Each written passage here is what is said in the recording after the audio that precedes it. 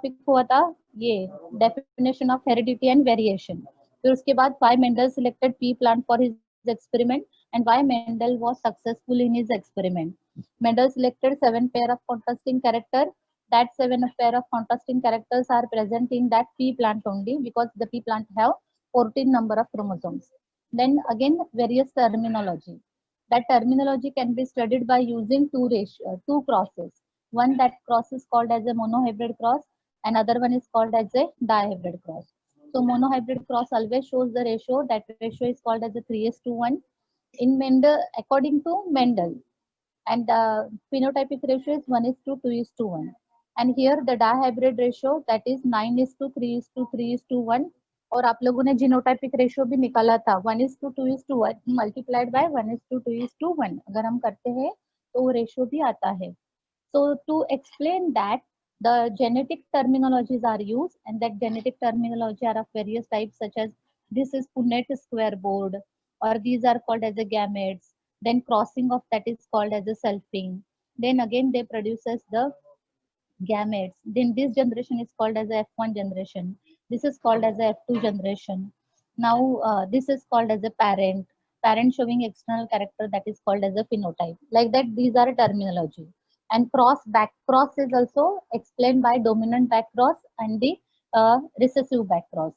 And by that back cross, test cross, or by monohybrid cross and dihybrid cross, the Mendel proposed three laws. That three laws are law of dominance, फिर उसके बाद law of independent assortment and law of purity of gametes, or that is called as the law of segregation. तो ये है law of segregation, और that law is called as the law of purity of gametes. ये law है law of independent assortment. Means here the gamete has possibility to independently assort with any other gamete also. So because of that, phenotypic ratio is always 9:3:1. So after that back cross, test cross, many scientists found that there is not necessary, that is all plants show the 9:3:1 ratio or 3:1 ratio in monohybrid cross. So that experiments are called as a deviation from the Mendel finding. So deviation from Mendel findings में हम लोगों ने क्या कहा, intragenic inheritance and intergenic inheritance. तो intragenic inheritance that means between किस में आया था, between the same species of the same gene, that is occur between the alleles of the same gene. तो उसका एग्जांपल क्या लिया, incomplete dominance, codominance and multiple alleles. Incomplete dominance का pink colour flower आएगा, red and white colour mix होके, वो flower आप सबको याद भी आ रहा है, मिराबिलिस जलापा। फिर कोडोमिनेंस में हम लोगों ने ये लिया था रोन स्पीसीज का, one that is red color cow and other one is white color bull, suppose male and female and male, they cross with each other. So what happened here, the both color appear on the body of the progeny, that is red color as well as the white color. So both are dominant, so they are represented by capital R and capital W. So this dominance is called as a co-dominance. Co means equally they are dominated. And sometimes what happens, more than two alternative forms or alleles of gene in a population, they show what that they are locus on the same chromosome. So that is called as a multiple allele. उस concept को क्या नाम दिया है, multiple allele. तो multiple allele can be explained by using two example. One is our blood group, को हमें अच्छे से याद आता है, जल्दी समझ में आता है, और इसमें भी कुछ प्रॉब्लम नहीं, उन्होंने रिप्रेजेंट किया है ओनली कि देखो पहले नॉर्मल विंग्स है, फिर निक्ड विंग्स है, फिर नॉच विंग्स है, फिर स्ट्रैप विंग्स है, फिर वेस्टिजियल है, और उस अल्फाबेट से ये रिप्रेजेंट किया। फिर इंटरजेनिक इनहेरिटेंस का एक ही एग्जांपल आया, सिकल सेल एनीमिया। कौन सा एग्जांपल लिया हम लोगों ने, सिकल सेल एनीमिया, और सिकल सेल एनीमिया का चार्ट भी आपको मालूम है। फिर बाद में मेंडल बता रहे थे कि जीन में ऐसा कुछ होता है, फैक्टर में ऐसा होता है, लेकिन फैक्टर मतलब क्या, तो किसी को समझ में नहीं आ रहा था। फिर बहुत सारे साइंटिस्ट ने डिस्कवर किया, और फिर हमने देखा कि जीन कहाँ पे है। तो जीन एक्चुअली कहाँ पे है, न्यूक्लियस में है, पर न्यूक्लियस में कहाँ पे है, क्रोमोसोम में है। तो स्ट्रक्चर ऑफ क्रोमोसोम देखा, फिर डीएनए देखा, फिर और डीपली और molecular basis of inheritance chapter में हम उसे भी देखेंगे कि कहाँ पे ये कंसेप्ट आते हैं। फिर उसके बाद ये आया, क्रोमोसोम के टाइप्स आए। तो जो टाइप्स ऑफ क्रोमोसोम कैसे कहे थे हम लोगों ने, that is the autosomes and the sex chromosome. फिर उसके बाद types of chromosome on basis of किसके ऊपर आए, दैट इज सेंट्रोमियर। फिर उसके बाद मेल एंड फीमेल क्रोमोसोम वो अलग अलग टाइप आया। फिर उसके बाद और ये कि नंबर ऑफ क्रोमोसोम, तो नंबर ऑफ क्रोमोसोम पे ये प्लॉइडी लेवल आया।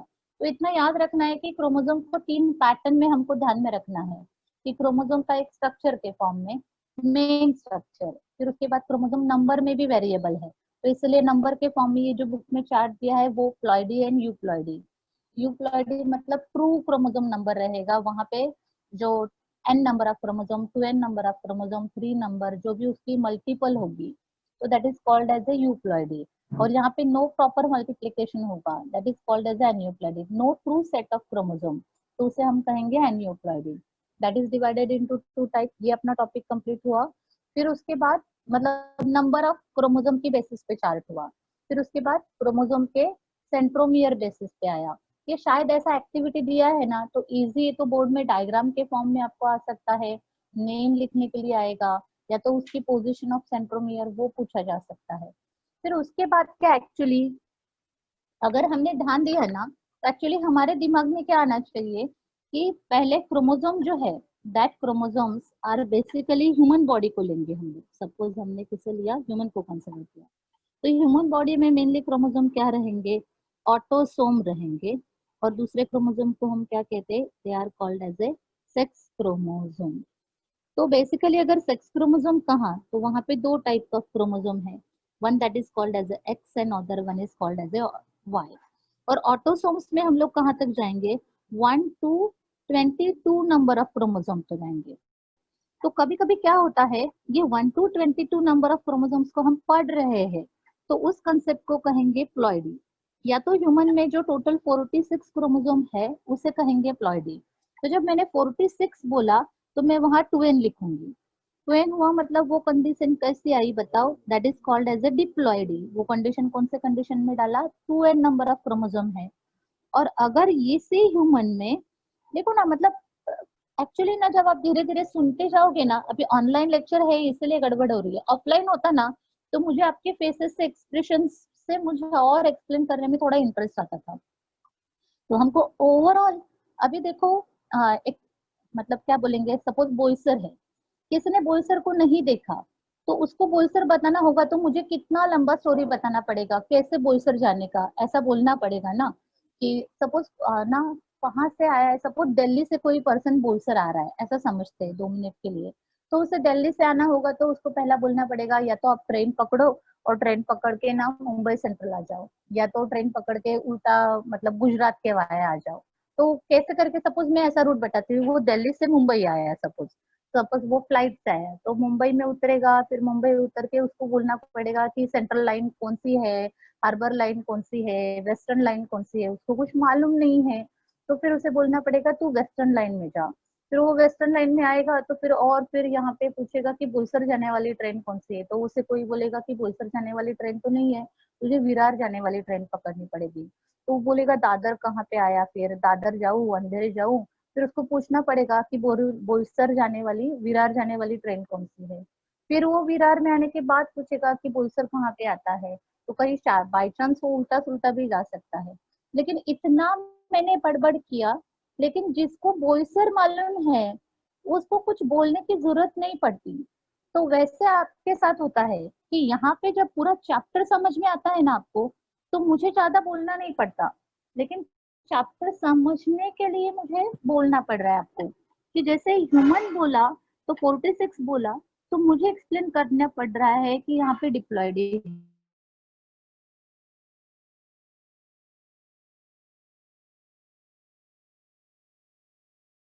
हाँ मैडम, ये तो तुम्हें के बारे में सोचा रहेगा, ह्यूमन की बॉडी में हैप्लॉइड कंडीशन, तो ह्यूमन की बॉडी में हैप्लॉइड कंडीशन एग में आएगा, एग या किस में आ जाएगा बताओ, स्पर्म में। तो मैं उल्टा भी सोचूंगी कि अगर ह्यूमन की बॉडी में 3n सेट ऑफ क्रोमोसोम हो गए, 3n सेट ऑफ क्रोमोसोम मतलब 46 प्लस हमको कितना करना पड़ेगा बताओ, यहाँ पे 23 होगा, तो कितना आ जाएगा टोटल 69। तो अगर ऐसा 69 क्रोमोसोम उस ह्यूमन बॉडी में बाई चांस हो भी गए, तो कैसे चांसेस है ऐसे क्रोमोसोम होने के, ऐसा एबनॉर्मलिटी यूनिवर्स में हो पा रहा है क्या, तो नहीं हो पा रहा है। तो ऐसा 3n कंडीशन कहाँ हो रहा है, जब 2n फ्यूज विद किसके साथ हो रहा है, n के साथ। ये किस में हुआ था याद करो, ये हुआ था एंडोस्पर्म में, किसमें, प्लांट्स में। लेकिन तो भी वो हेरिडेटरी कैरेक्टर नहीं दिखा रहा था। लेकिन see how smart nature is, तो हम नेचर के आगे स्मार्टनेस नहीं दिखा सकते, उस नेचर को देख के हम इंजीनियरिंग कर सकते हैं, उस नेचर को देख के हम बेस्ट डॉक्टर बन सकते हैं। तो हमें ये सब सोचना है कि हाउ नेचर गाइड्स अस। तो यहाँ पे एंडोस्पर्म में भी क्या हुआ, 3n नंबर ऑफ क्रोमोसोम्स आए, लेकिन जाइगोट ने उसकी जो क्रोमोसोम नंबर है वो स्टेबल मेंटेन किया। जाइगोट कौन से कंडीशन में आया, देखो 2n, तो ऑटोमेटिकली प्लांट भी वो 2n कंडीशन में होंगे। लेकिन अगर ये यूनिवर्स में ऐसा होता तो सब उल्टे पुल्टे हो जाते थे, सब उल्टे दिखना स्टार्ट होते थे। कभी कभी मैंगो के झाड़ में एबनॉर्मलिटी आती थी, या तो कोई और, सपोज बनाना ट्री है तो बनाना में कुछ और कैरेक्टर मिक्स होते थे। ऐसा कहीं पे भी कुछ भी नहीं हो पा रहा है। That is called as a, that process is maintain by heredity and क्या कहेंगे, वेरिएशन। तो यहाँ पे क्या हुआ, अभी ये ऑटोसोम्स नंबर ऑफ क्रोमोसोम है ना, उसका कहीं एक्सप्लेनेशन दिया नहीं, बस ओनली बताया गया। लेकिन सेक्स क्रोमोसोम बताए, एक्स एंड वाई क्या है, एक्स क्रोमोसोम कैसा है, मेटासेंट्रिक है, फिर ये सब मेटासेंट्रिक है, इसके कैरेक्टर बुक में दिए हैं। इसके भी कैरेक्टर आपको आगे आगे पढ़ेंगे ना बीएससी लेवल पे, तो ये सबका चार्ट वाइज मिलेगा। लेकिन अभी नाम मिला है तो भी ठीक है ना। ऑटोसोम से या सेक्स क्रोमोसोम से कुछ ये हुआ नॉर्मल। अब जो इंफॉर्मेशन दिया जा रही है वो नॉर्मल इंफॉर्मेशन थी कल तक जो भी बताया जाता था। फिर बाद में चलो ये क्रोमोसोम किसके बॉडी में जाते हैं, ऑफस्प्रिंग के बारे में जाते हैं। ऑफस्प्रिंग के बॉडी में मतलब किसके, चाइल्ड के बॉडी में जाते हैं। तो चाइल्ड के बॉडी में कैसे जाते हैं, हेरिडिटी से जाएंगे, गैमेट बन के जाएंगे, जैसे यहाँ पे गैमेट बना है। लेकिन कभी कभी क्या होता है, वो क्रोमोसोम पे रहने वाला कौन है बताओ, जीन, वो क्रॉसओवर नहीं हुआ, बराबर है। तो क्रॉसओवर नहीं हुआ तो कैरी होता है, डायरेक्ट कैरी होता है। तो इसे डायरेक्ट कैरी को हम लोगों ने कैरिएज होना, मतलब उस प्रोसेस को हमने क्या नाम दिया था, याद करो, that is called as a linkage. तो पूरा का पूरा it is called as a complete linkage. और सेपरेट हो जाते हैं, क्रोमोसोम पे ही है लेकिन सेपरेट हो रहे हैं और कैरी हो रहे हैं, so that is called as a incomplete linkage. तो ये दोनों के लिए है स्टूडेंट, ऑटोसोम्स के लिए भी है और सेक्स क्रोमोसोम के लिए भी है। वो दोनों के लिए लिंकेज है, कंप्लीट भी और इनकम्प्लीट भी। ये हुआ फिर से नॉर्मल इंफॉर्मेशन। हमें ये नॉर्मल इंफॉर्मेशन कैसे मालूम पड़ती है, प्रोसेस से, and that process is called as a crossing over।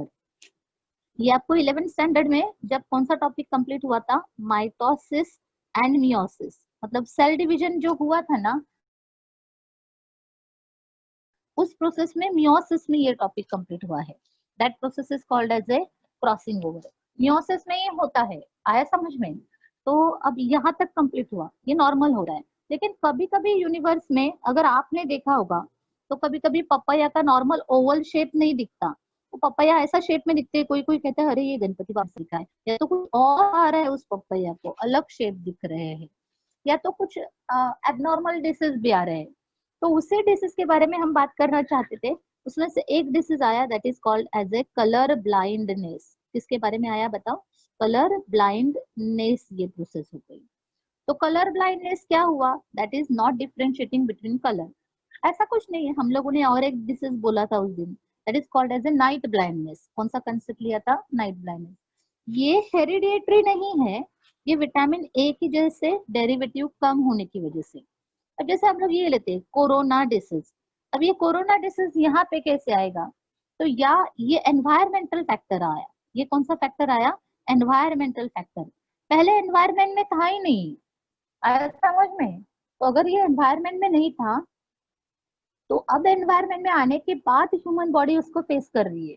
तो धीरे धीरे ह्यूमन बॉडी में उस बैक्टीरिया के, उस वायरस के बारे में अवेयरनेस आ जाएगा, और ऑटोमेटिकली उसके बॉडी में धीरे धीरे क्या प्रोड्यूस होगी, इम्यूनिटी। लेकिन पहली बार आया है ना, so we are facing that problem. तो धीरे धीरे इम्यूनिटी आना मतलब क्या, उसकी जीन को वो मैसेज मिलना। तो जब तक जीन को मैसेज मिलेगा तब तक शायद 20 साल, 30 साल, 40 साल भी जाएंगे, आया समझ में। तब तक वो इंसान बीमार होता रहेगा क्या, नहीं। तो उसे प्रोटेक्शन के लिए वैक्सीन अलाउड हो गया।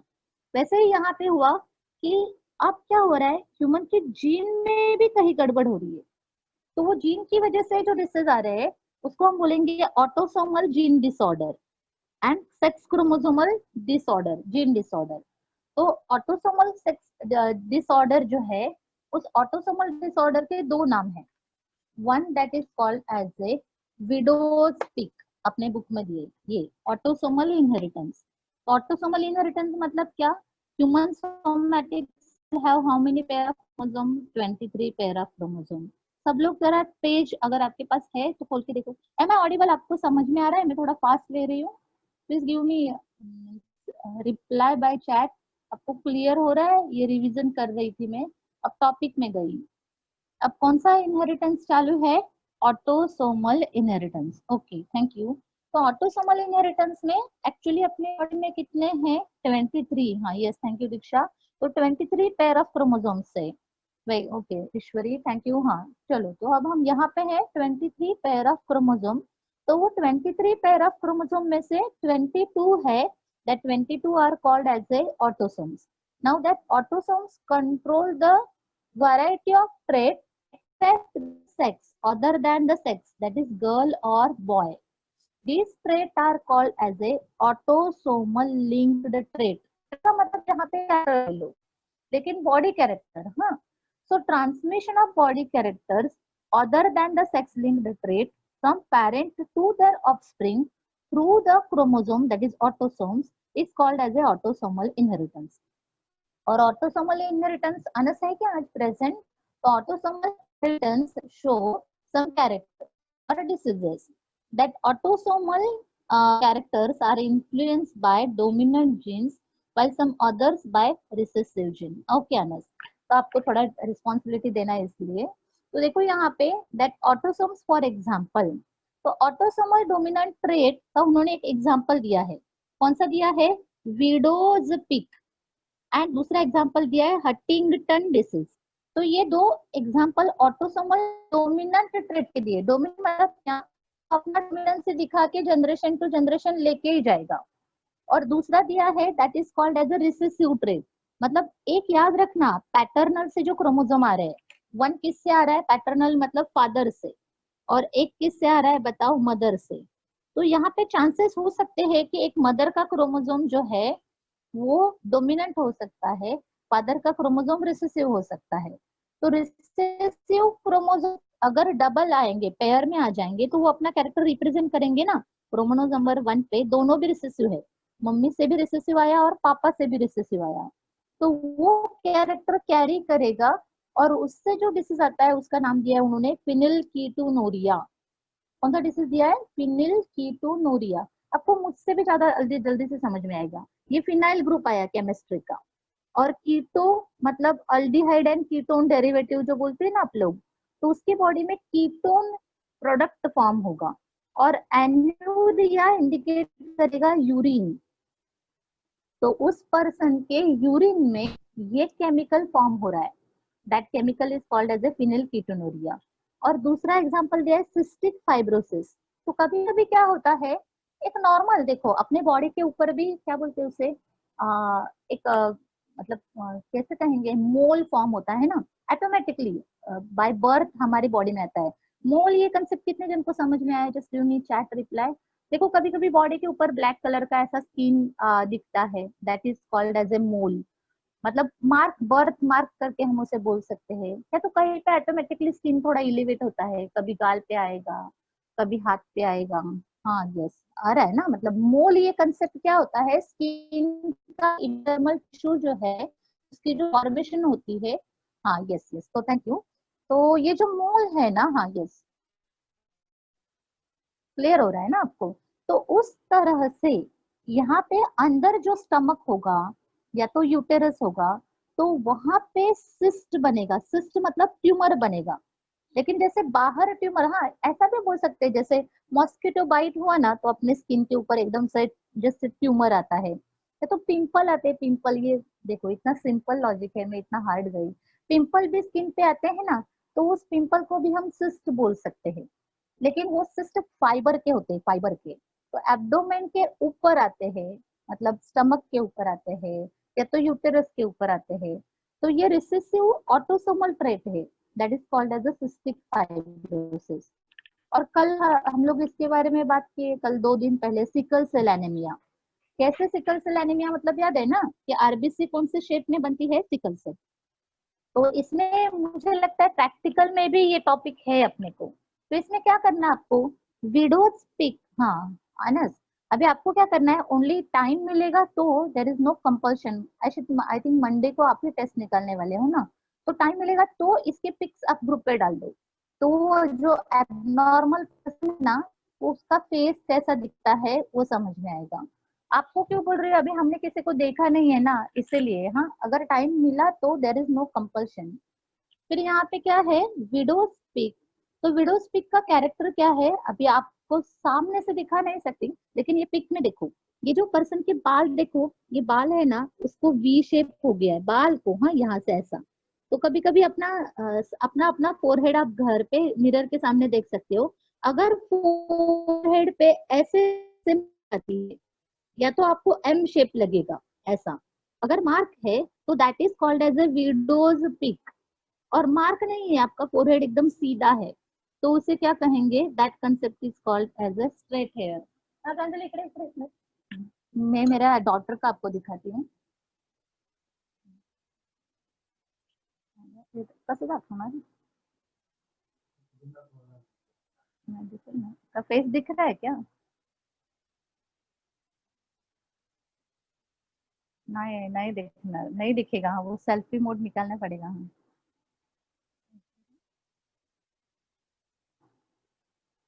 नहीं, बात तो कैमरा खाली है ना। ओके ठीक है, हाँ बाद में अगर आया मुझे तो, अभी तो नहीं दिखा सकती, पर आप अपने घर पे ही देखो, कोशिश करो तो। That that concept is called as a widow's peak. तो एम शेप दिखेगा ना ऐसा, या तो वी शेप कहेंगे। तो देखो, a prominent V shape hair line on the forehead, कहाँ पे है, फोरहेड में, then it is describe as a widow's peak. तो इसलिए आप पिक देखेंगे तो आपको समझ में आएगा, बस यही मेन पॉइंट है। नाउ विडो स्पीज occur in homozygous dominant condition, तो कैपिटल डब्ल्यू से दिखेगा। एंड हेट्रोजाइगस होगा तो वन कैपिटल डब्ल्यू। अभी आपको देखो टर्मिनोलॉजी याद आने की वजह से मेरा टाइम ज्यादा नहीं जा रहा है। होमोजाइगस मतलब आपको समझ में आया, सिमिलर जीन है, और हेट्रोजाइगस मतलब डिसिमिलर आया। फिर उसके बाद क्या, इंडिविजुअल विथ होमोजाइगस रिसेसिव होगा तो स्मॉल डब्ल्यू। तो देखो डोमिनेंट है तो कैपिटल डब्ल्यू, हेट्रोजाइगस है तो one capital W, other one is small W, and third one is small W for recessive. क्या इसके कैरेक्टर्स है, हैविंग, जो person who have the straight hair उसे आएगा स्मॉल डब्ल्यू, और जिसका विडो स्पीक है that occur in both condition, capital W and small W. बस उतना ही दिया है उन्होंने। और both and female have equal chance of inheritance. ये मैं कहूँ क्या, ये एक सिंपल है कि किसी के कर्ली बाल के रहते हैं, किसी के स्ट्रेट रहते हैं, किसी के इतने कर्ली रहते हैं कि सीधे ही नहीं हो पाते। वैसे ही आप एक दूसरे का फेस देखेंगे ना, तो आपको झट से समझ में आएगा कि इसको ये विडो स्पीक आया है। तो विडोज पे ये कंसेप्ट किससे आई बताओ, ऑटोसोमल डोमिनेंट ट्रेट आने से। कोई 1 नंबर का, कोई 2 नंबर का, जो क्रोमोसोम नंबर रहेगा उस क्रोमोसोम नंबर पे जहाँ पे हेयर का कैरेक्टर है, तो वो हेयर का कैरेक्टर मतलब एक्चुअली हेड का कैरेक्टर, वो हेड कौन से शेप में आ रहा है बताओ, वी शेप हेयर लाइन दिखा रहा है। आया, तो ये एक पहला ऑटोसोमल डिसऑर्डर बुक में दिया हुआ है। और दूसरा ऑटोसोमल डिसऑर्डर दिया है जिसका नाम मैंने ऑलरेडी आपको एक्सप्लेन किया, फिनिल कीटोनूरिया। ऐसे 3 फॉर्म में ले लो। फिनिल मतलब फिनिल एलिनाइन जो है, फिर कीटो मतलब कीटोन डेरिवेटिव है, और नूरिया मतलब मैंने क्या कहा, यूरिन फॉर्म हुआ। तो देखो, it is an inborn metabolic disorder cause due to recessive autosomal gene. Recessive होगा मतलब यहाँ पे स्मॉल डब्ल्यू कुछ भी होगा तो स्मॉल ए ऐसा फॉर्म में आएगा।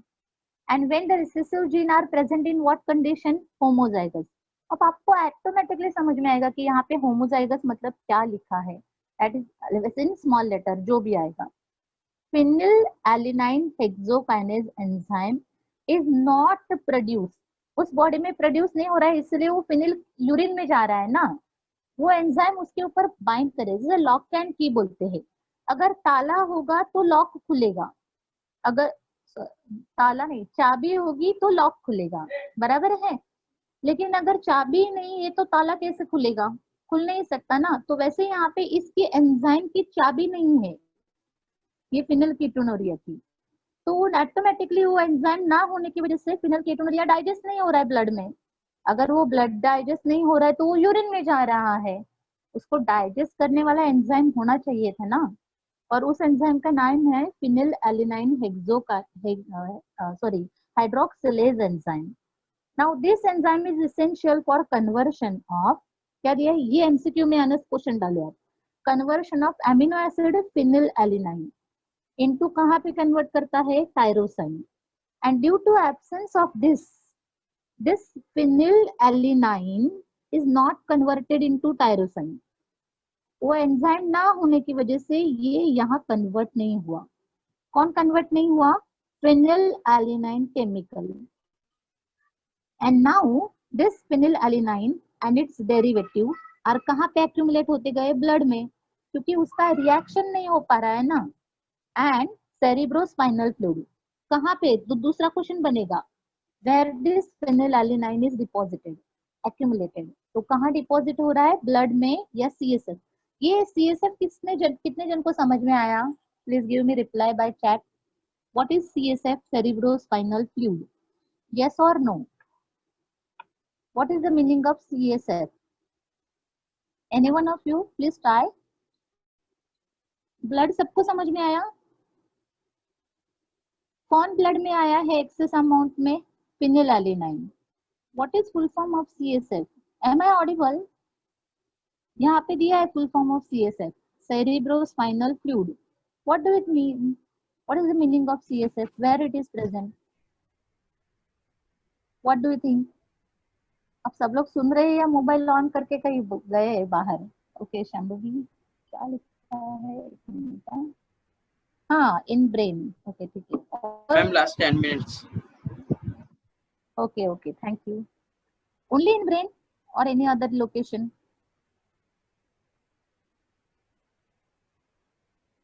मतलब सीएसएफ के बारे में आइडिया नहीं है? हाँ इन कॉर्टेक्स, कॉर्टेक्स ऑफ whom? तो कॉर्टेक्स तो बहुत जगह पे रहता है इसलिए गड़बड़ हो जाएगा, किडनी में भी कॉर्टेक्स होता है। सलाइन सॉल्यूशन में भी, ओके ठीक है, saline solution brain cortex, okay ठीक है, हाँ हाँ वेरी गुड। और दीक्षा अभी इतने जन कुछ नहीं आया तो भी आपको लगा कि मे बी यही लग रहा है मुझे, आंसर देने में क्या, आप तो आपके फेसेस भी नहीं देख पा रही हूँ ना, तो क्या डरने की बात है। हाँ सेरी सेरिबेलम, ओके ठीक है, एंड स्पाइनल, हाँ now we have proper answer. तो बराबर है शांभवी, हाँ सफा brain and spinal cord, okay ठीक है। और कोई कोशिश करेगा? तो जो कोशिश नहीं कर रहे उनके लिए, हाँ अगली बार लेकिन सब आंसर बराबर करेंगे। कौन है वहां पे, कौन आ रहा है, लेकिन वो केमिकल आ रहा है ना, कौन सा केमिकल आ रहा है बताओ, फिनिलएलिनाइन। क्यों आया ये फिनिलएलिनाइन, किसकी वजह से आया, जेनेटिक रिसेसिव डिसऑर्डर। वो जेनेटिक रिसेसिव डिसऑर्डर क्यों हुआ, क्योंकि वहां पे वो एंजाइम नहीं आया। कौन सा एंजाइम नहीं आया, फिनिलएलिनाइन हाइड्रोक्सिलेज एंजाइम नहीं आया। वो एंजाइम ना होने की वजह से क्या हुआ, ये फिनिलएलिनाइन डिपॉजिट हुआ।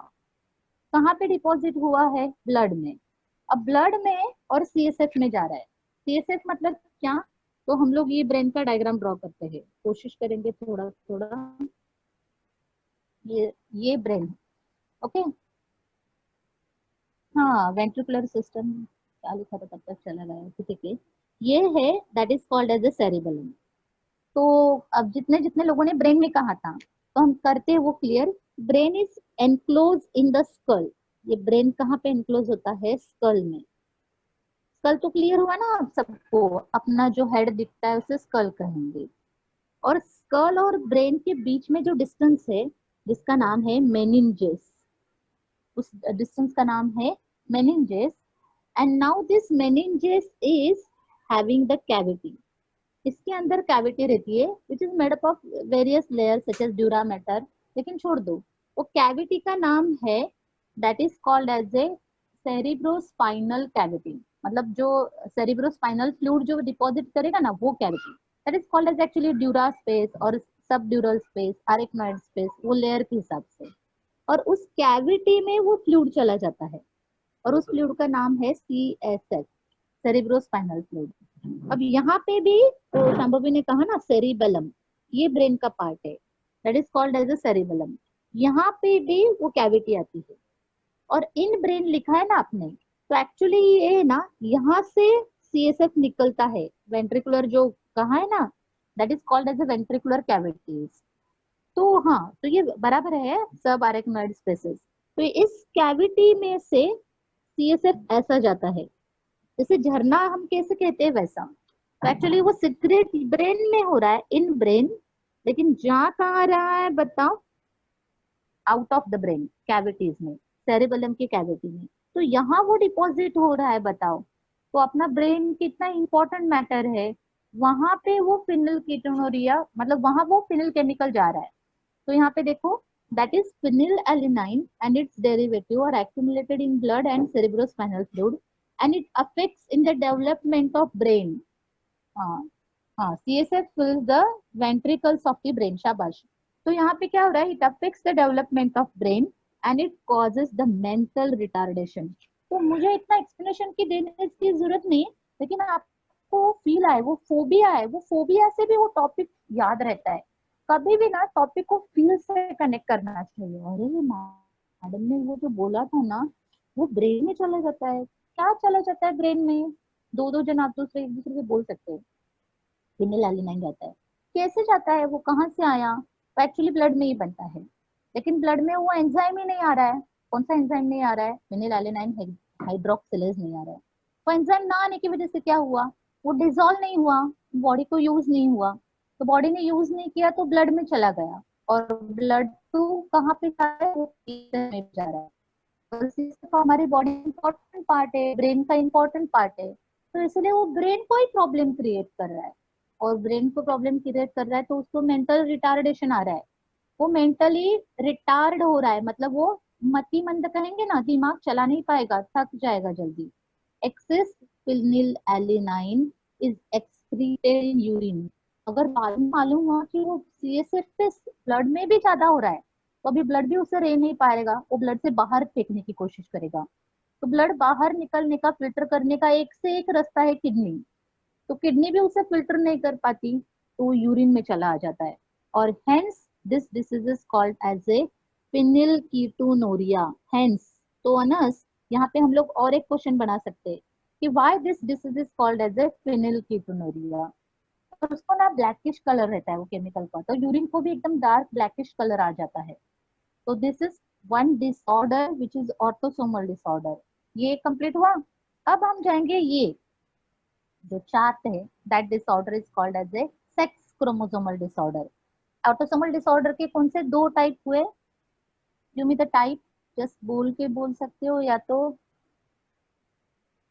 चैट करोगे तो भी समझ में आएगा। ऑटोसोम्स मतलब क्या, समझ में आया आपको, give me the answer, what is meaning of autosomes. Yes please. हाँ, 22 पेयर ऑफ क्रोमोसोम, लेकिन किसके 22 पेयर ऑफ क्रोमोसोम्स कौन से कैरेक्टर दिखाएंगे। हाँ, ह्यूमन के है, लेकिन ह्यूमन में कौन से कैरेक्टर दिखाएंगे, वो बॉडी के कैरेक्टर। सेल के कौन से कैरेक्टर दिखाएंगे, बॉडी के character, that are called as a autosomes. Okay, how many number of autosomes total, आपने वो बता दिया 22। And that autosome showing only, book में दिए है, वैसे तो हंटिंगटन भी दिया है, फिनिलकीटोनुरिया दिया है, विडोज पीक दिया है, हाँ यस बराबर, विडोज पीक एंड फिनिलकीटोनुरिया बराबर है। PKU लिखा है तो भी वो क्लियर हो जाता है। तो ये दो एग्जाम्पल हुए हम लोगों के ऑटोसोम्स डिसऑर्डर के। वैसे ही अभी कितना टाइम मिलता है देखते हैं, लेकिन कोशिश करेंगे। हाँ, कलर ब्लाइंडनेस का, कलर ब्लाइंडनेस का जीनोटाइप मैंने ऑलरेडी आपको बताया था कि कैसा रहता है। तो मैं कलर ब्लाइंडनेस में सपोज ये फीमेल है, एक्स एंड एक्स, और female marriage with male, that is X and Y. यहाँ पे मैंने लिखा this person is called as a female, and this is called as a male. Now here she is normal and this male is color blind. इसे क्या करते हैं, colour blind. तो मैं कलर ब्लाइंड करने के लिए यहाँ क्या लिखूंगी, जीनोटाइप XCY. तो ये मुझे बताएगा यहाँ पे मुझे क्या लिखना चाहिए, what I should have to write here, either phenotype or genotype. Fast playing, time जाते जा रहा है. What I have to write here for this, to cross the two parents. Yes, phenotype. यहाँ पे फीमेल है, यहाँ पे मेल है. This is called as a phenotype. Clear. और अब इसे नीचे वाले को क्या लिखेंगे, लोअर वन XX जिसको लिया है हमने. Now what I have to write here, this is called as a genotype. आपको क्लियर हो मतलब रिप्रेजेंट किया. Now what I have produce, very good, शाबाश. हाँ विशाखा, वेरी गुड. न्यू भी दिख रहे, दिव्या, शाबाश. तो यहाँ से अब क्या लिखूं, क्या प्रोड्यूस करेगा, what they will be produce. Oh god, 30 seconds. क्या प्रोड्यूस करेगा यहाँ पे, गैमेट. शाबाश. इसका गैमेट क्या आएगा, X. And what are the gametes of this, इसके गैमेट्स क्या आएंगे, शाबाश. गैमेट्स ऑफ दिस, कोशिश करो, gametes of this colour blind male, one is X, C and Y. शाबाश. अब आप क्या करो, टाइम जाते जा रहा है ना, आप क्रॉस खुद करो और ग्रुप पे डालो इसका.